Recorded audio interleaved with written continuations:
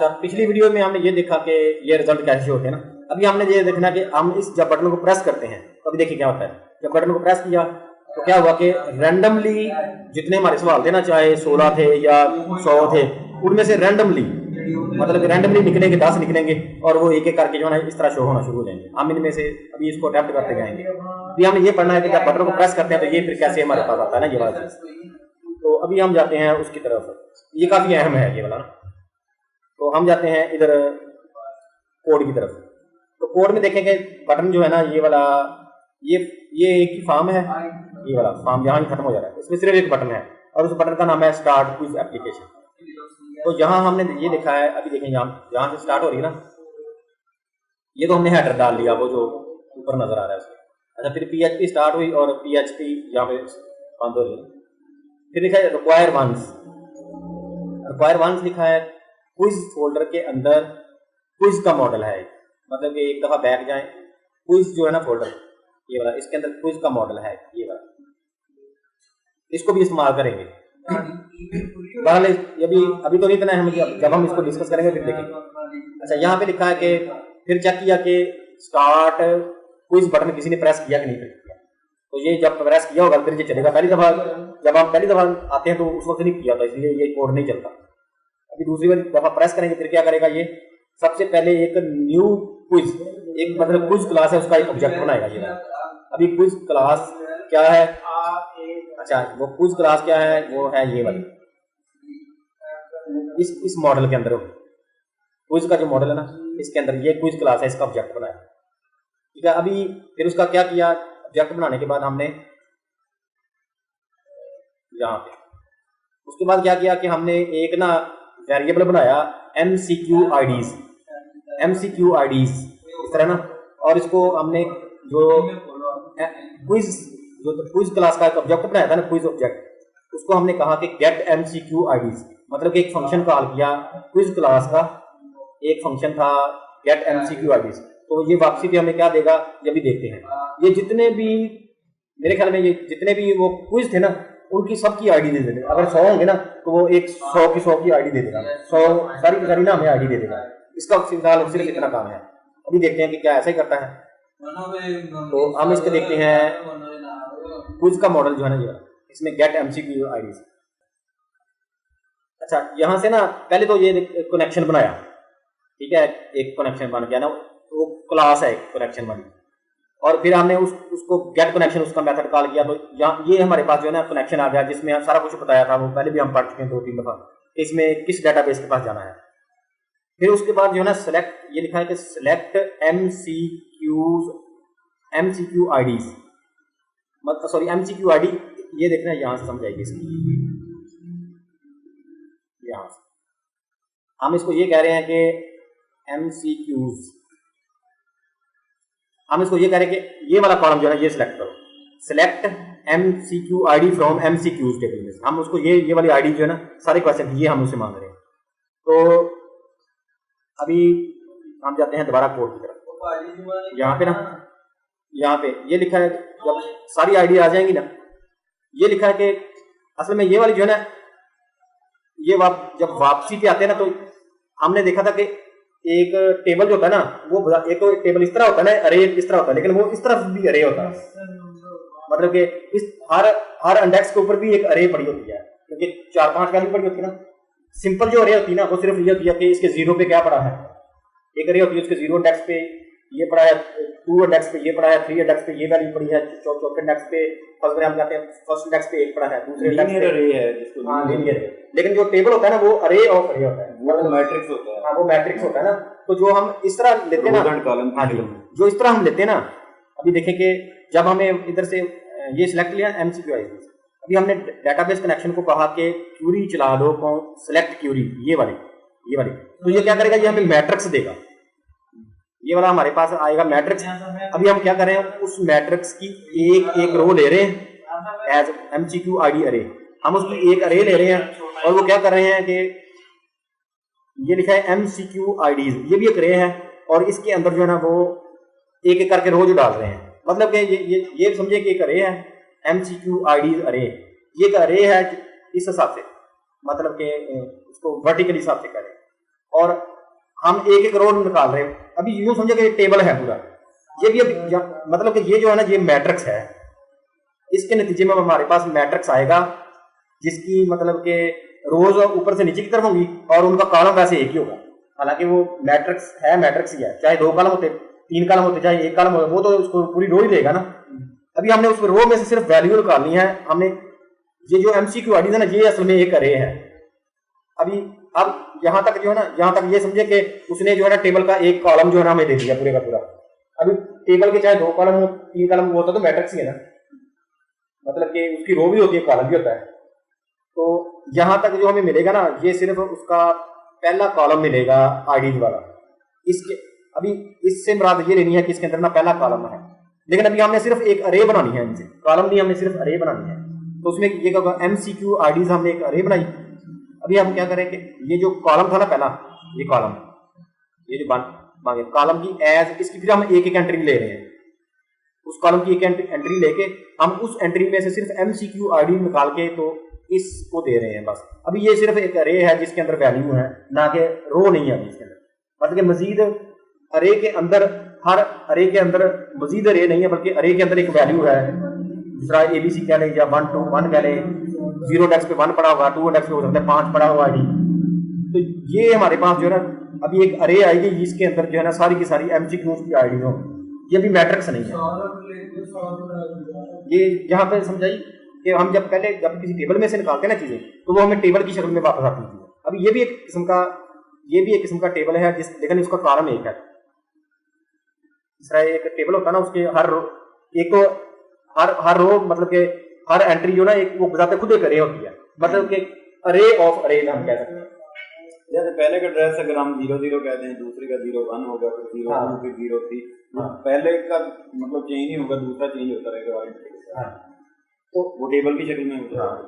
इसमें असल में ये वाला जो है ना, इसमें हमें कॉलम हमारे पास आता है, लेकिन हमें कॉलम नहीं चाहिए। हमें ये जो है ना, ये अरे जो आई ना हमारे पास पहले, ये वाली जो अरे आई ना, ये असल में कॉलम, एक कॉलम है, लेकिन कॉलम के अंदर एक रो है, मतलब कि रो है। असल में उसमें अगर 2-3 कॉलम होते हैं ना, फिर हमें ज्यादा रो की समझ आती है, लेकिन हमने सिर्फ आईडी सिलेक्ट की है। मतलब कि ये एक कॉलम है, उसके अंदर रोज हैं, ठीक है, लेकिन हमें रोज नहीं। अभी हमने हर रो को लिया, उसमें से सिर्फ एक एक करके ना रो को लिया और उसकी सिर्फ एमसीक्यू आईडी निकाल के इसमें डाल दी। अभी ये सिर्फ हमारे पास अरे है जिसके अंदर रोज नहीं है, बल्कि सिर्फ एक वैल्यूज है। तो ये हमें रिटर्न हो जाएगा ना, यहाँ पे ये आ जाएगा, हमने व्यू रिजल्ट्स पे थे ना यहाँ पे, तो यहाँ पे मतलब कि अभी हम हमारे पास अगर 100 सवाल थे ना, उन सब की आईडीज जो है अरे की शक्ल में यहाँ पे आ गई, ठीक है ना। अभी एक फंक्शन है, पीएचपी का फंक्शन है शफल। शफल का मतलब रैंडम वाला, शफल का मतलब है एमसीक्यूज। ये आईडी जो ना हमने इसको दी, मतलब कि ये जो शफल है ना, इसको एक अरे दी जाती है और ये उसकी एंट्रीज को रैंडमली शफल कर देती है। अगर इसको पहले तो तरतीब वाइज ने एंट्रियां 100, इसने रैंडमली मिक्स कर दी सारी। फंक्शन है ये उसका। हाँ, अभी हमारे पास एक अरे है जिसके अंदर 100 एंट्रियां हैं, लेकिन वो शफल हो गई हैं। उसका है कि पहले पे 100 हो, दूसरे पे 15 हो, चेंज हो गए उनके। हाँ जी। तो अच्छा, अभी हमने बताया कि मिनिमम 0 और मैक्सिमम हमने लिखा है कि अभी इस सवाल हमने कितने लेने हैं ना, मैक्सिमम 0 से ये लिखा है कि एमसीक्यू आईडीज, ये अभी ये इनका मैं बताता हूँ क्या करना है ना। ये है काउंट का मतलब है कि काउंट करें एमसीक्यूज आईडीज को। एमसीक्यूज की आईडी को जब फर्ज करें अभी 20 थी, यहां से 20 थी ना, ये भी अभी दोबारा इसको देखिए कि हमने अगर हमारे पास 100 एंट्रियां हो, 100 हमारे पास अगर वापस आई ना, तो हमने उनमें से 10 निकालनी है। तो हम उसको कहाँ, हम उसकी कौन सी, हम अगर कहेंगे चलो 0 से 10 निकाल लो, स्टार्ट 0 से करो और आगे वाली 10 निकाल लो, ठीक है। हम उसको कहेंगे 50 से लेकर आगे वाली निकाल लो, लेकिन हम लोग को कहेंगे 95 से स्टार्ट करो, आगे वाली 10 निकालो, वो तो एरर आ जाएगी ना। हमने उसको ये कह सकते हैं कि 90 से स्टार्ट करो 100 तक, मतलब कि हम ये 100 तक नहीं पूछेंगे उनसे। अगर 100 एंट्रीज है ना, तो हम उसको ये कहेंगे कि 90 से स्टार्ट करो और 10 आगे चले जाओ। मतलब कि हमने 10 पहले माइनस करके ना, जो उसकी टोटल जितनी उसमें वैल्यू है ना, उसमें से स्टार्ट हमने 10 कम से लेना है, ठीक है ना। तो अभी देखें कि हमने पहले मिनिमम 0 लिया कि अच्छा, मैक्सिमम हमने क्या लिया कि हमने कहा कि वो जो आईडीज है ना, जो आईडीज हैं वो हो सकता है उसमें हमारे पास 100 16 सवाल हों या 100 सवाल हों, तो हमने उनको कहा पहले काउंट करो उनको, फिर उनमें से जो है ना -1 जब निकाला ना तो फिर क्या रह गया, क्योंकि अरे का इंडेक्स -1 होता ना, अगर 100 एंट्रीज हो तो उसका 99 तक इंडेक्स होगा अरे का, एक तो हमने इसलिए निकाल दिया। अभी हमने उसमें से 10 मजीद निकालना है ताकि वो 90 से लेकर 100 तक जो है ना सवाल निकाले। ये ना हम उसको कहेंगे 95 से लेकर 10 आगे सवाल निकालो तो वो 95 आगे इंडेक्स आउट ऑफ बाउंड हो जाए। मतलब 100 हमारे पास सवाल हो तो हम उसको कहेंगे कि 90 से लेकर 100 तक निकालें। तो इसमें अभी क्या आ जाएगा, इसमें तो मिनिमम 0 आ जाएगा और मैक्सिमम आएगा कि जितनी उसकी एंट्री होगी उससे 10 माइनस फर्ज करें अगर 100 एंट्रीज हैं तो हम कहेंगे तो इसका 89 आ जाएगा। हाँ जी, इसका 89 आ जाएगा इस तरह। हाँ बिल्कुल इस तरह जाएगा। अच्छा, अभी हम देख रहे हैं कि आगे लिखा है कि हमने कहा कि रैंडम, इसको कहा कि रैंडमली अभी एक नंबर सेलेक्ट करना है। कहाँ से निकालना है, मिनिमम से लेकर मैक्सिमम तक एक नंबर जो है रैंडम निकालना है। और रैंड फंक्शन लगाया है। हाँ, रैंड फंक्शन का लगाया है मिनिमम और मैक्सिमम। अभी फर्ज करें ये 100 थे ना, तो इसमें मिनिमम कितना होगा, अभी हमारे पास 89 हो जाएगा। हाँ जी, अभी हमने फर्ज करें हमने ये तो नंबर ले लिया ना 0 से लेकर 90 तक।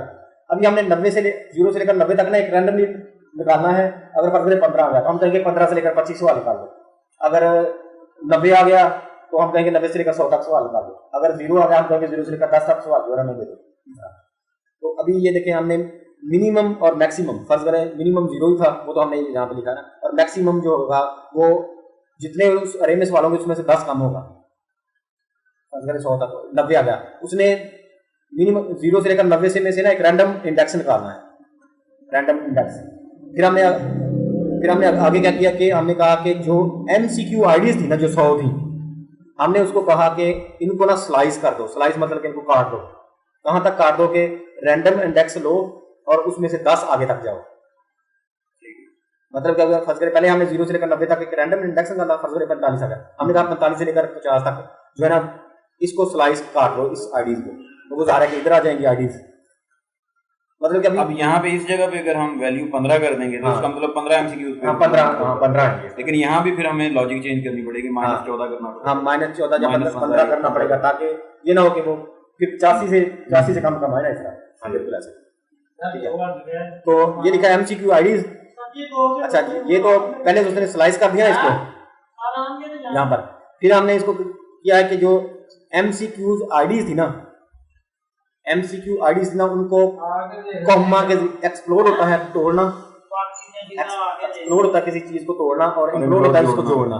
मतलब उसकी सारी आईडीज को ना कॉमा के जरिए आपस में जोड़, मतलब कि MC जितनी भी वो आईडी थी ना 10 जो हमारे पास बची वो रैंडमली होगी, तो हमने पहले शफल कर दिया था ना, तो वो हमने कर दिया उनको अपलोड करके MCQ आईडीज के अंदर डाल दिया। अभी इसके अंदर 10 आईडीज हैं, रैंडमली हैं और कॉमा के जरिए जो है ना जुड़ी हुई है। अच्छा, उसके बाद हमने क्या किया कि हमने कहा कि क्विज ऑब्जेक्ट को कहा, जो हमने इस क्विज का बताया था ना ये वाला, इसको कहा कि गेट MCQs निकाल के दो हमें MCQs आईडीज। ये जो भी हमने 10 आईडीज है ना इसके मुकाबले में हमें सवाल निकाल के दो MCQs, वो इसमें आ जाएंगे, इस अरेज में जो है ना वो आ जाएंगे इसके अंदर। अभी हम देखते हैं कि ये कैसे अभी काम कर रहा है ना गेट MCQs। तो ये जो है ना यहाँ पे हमने किया था क्विज मॉडल था ना, अभी हमने इसका MCQ आईडीज गेट MC ये वाला है ना, ये वाला भी है ना,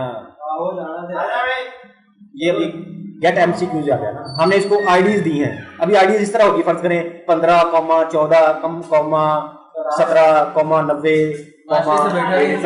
10 एंट्रीज होगी कॉमा से जरिए इसके अंदर। हमने इसको कहा कि अभी इन एंट्रीज के अपने सवाल निकाल के देने हमें, ठीक है। तो अभी हमने ये वही ट्राई किया, न्यू कनेक्शन बनाया, सॉरी ये यहाँ से कनेक्शन लिया। फिर अभी हमने कहा कि सिलेक्ट स्टार फ्रॉम MCQs, कि MCQs में से सारे के सारे कॉलम सेलेक्ट करो वेयर MCQ की आईडी इन, ये हमने उसको अरे दे दी। मतलब ये कैस्क्यूएल की स्टेटमेंट होती है कि ज्यादा आईडी देनी हो ना, हम कहेंगे वेयर MCQ आईडी इन 1, 2, 3 तरह, तो वो जितनी आईडी होगी वो सारे के सारे सवाल निकाल के इसमें डाल दें। फिर वही जो है हम सारे सवाल निकाल के उसको एक एक को सवाल लेंगे और उसको MCQs के अंदर अरे के अंदर डालते जाएंगे। मतलब कि ये भी एक एमसीक्यू एक रे होगी जिसकी हर रो में पूरा एक एमसीक्यू होगा, पूरी एक रो होगी इस तरह, और हम ये एमसीक्यू जो है ना वापस कर देंगे। ठीक है, तो यहाँ पे आ जाएंगे वो एमसीक्यू, यहाँ पे आ जाएंगे। मतलब कि अभी हमारे पास एक अरे है एमसीक्यूज की जिसके अंदर सारे एमसीक्यूज हैं 10 है, उसको एक दफा फिर तसल्ली के लिए एक दफा फिर शफल कर दिया, मतलब कि शफल 2 दफा लगा दिया। अभी हमारे पास आखिर पे एमसीक्यूज जो है ना उसमें क्या बचेगा, एमसीक्यूज जो होंगे ना उसके अंदर हमारे पास बचेगा 10 एमसीक्यूज होंगे जो रैंडमली सिलेक्टेड होंगे। ठीक है, तो उसके बाद हमने क्या किया, उसके बाद हमने एमसीक्यूज को किया कि सेशन जो होता है ना, सेशन होता है हर पेज पे एक्सेसिबल होता है। सेशन का हमने पहले पढ़ा था कि सेशन का जो है ना ये ऑब्जेक्ट होता है जो हर पेज पे एक्सेसिबल होता है। हमने सेशन के अंदर ना एक वेरिएबल बनाया या एक ड्रा बनाया जहाँ पे एक लॉकर बना दिया जैसे समझिए क्विज के नाम से, और ये जो एमसीक्यूज थे ना ये इसके अंदर डाल दिए। मतलब कि अभी जो सेशन के अंदर क्विज का वेरिएबल है ना उसके अंदर जो है ना पूरे 10 के 10 क्विज का मैट्रिक्स या टेबल पड़ा हुआ है सेशन के अंदर आ गया। और फिर हमने सेशन को कहा कि करंट एमसीक्यू नंबर जो है ना वो 0 डाल दिया। मतलब कि सेशन को सेशन के अंदर एक वेरिएबल क्विज का बनाया, उसके अंदर पूरे 10 के 10 क्विज डाल दिए। फिर सेशन के अंदर एक और वेरिएबल बनाया एमसीक्यूज नंबर, और उसको हमने 0 से स्टार्ट होना तो 0 डाल दिया। ये वेरिएबल ये इंडेक्स है, ये वाला हाँ इंडेक्स कह सकते हैं, ये इंडेक्स वेरिएबल है। हाँ मतलब कि ये आप वेरिएबल भी कह सकते हैं, बेहतर ज्यादा नाम के हिसाब से वेरिएबल कहें इसको, लेकिन हमने चूंकि ये अरे है इसका तो हाँ ये अरे है ना, तो ये इंडेक्स के साथ हम ये कह सकते हैं कि एक इंडेक्स बनाया चले, सेशन का एक इंडेक्स बनाया क्विज के नाम से, उसके अंदर सारे एमसीक्यूज डाल दिए। अभी एक और सेशन का इंडेक्स बनाया करंट एमसीक्यू, उसको 0 दे दिया। और फिर हमने आगे चलते बने अगले पेज पे हेडर लोकेशन जो है ना हमने उसको क्या दिया कि क्विज का फोल्डर, उसके अंदर quiz.php जो है ना उस पे चले जाओ जिसमें वो पड़े हैं। हाँ, तो ये अभी इस पेज से एग्जिट कर जाएगा, मतलब कि बटन प्रेस करने से इतना होगा। अभी हमने कितना काम किया कि डेटाबेस में से सारे पहले आईडीज निकाली, सारी की सारी निकाली, उनको शफल किया, फिर उनमें से रैंडमली कुछ 10 आईडी निकाली, उन 10 आईडी वाले फिर दोबारा क्वेश्चन निकालेगा 10 के 10। ठीक है, और फिर वो जो है ना वो सारे इसमें डाल दिए, सेशन के अंदर डाल दिए, और सेशन का जो करंट एमसीक्यू नंबर है वो 0 से स्टार्ट कर दिया, और इसके बाद अगले पेज पे चले गए। अभी ये वीडियो जो है ना यहाँ पे स्टॉप कर लेते हैं, फिर अभी देखते हैं कि आगे क्या किया इनके साथ, कि किस तरह एक इनमें से सवाल निकालना है सेशन में से, उसको हल करना है और सेव करते हैं। अच्छा, 0 की जगह पे अगर 1 कर देंगे तो क्या होगा? 0 की जगह फिर हमें आगे जो है ना लॉजिक बदलना पड़ेगा। मतलब कि अभी आप एक कर देना फिर भी ठीक है, लेकिन फिर आगे हमें जो है ना ये अगले पेज पे जाके समझ आएगी, क्योंकि जो अरे होती है ना वो 0 से ज्यादा स्टार्ट होती है, इसलिए वो मुगालता ना लगेगा, इसलिए। तो वैसे अगर एक इधर कर देना तो उधर जाके हमें 1+1 तो वो थोड़ा सा गड़बड़ होगी, जिस तरह अरे नहीं टेंशन देती इस तरह। अभी देखते हैं हम क्या होता है इससे, अगले वीडियो में समझ आ जाएगी इसका। अच्छा, तो ये हम कर लेते हैं सेव।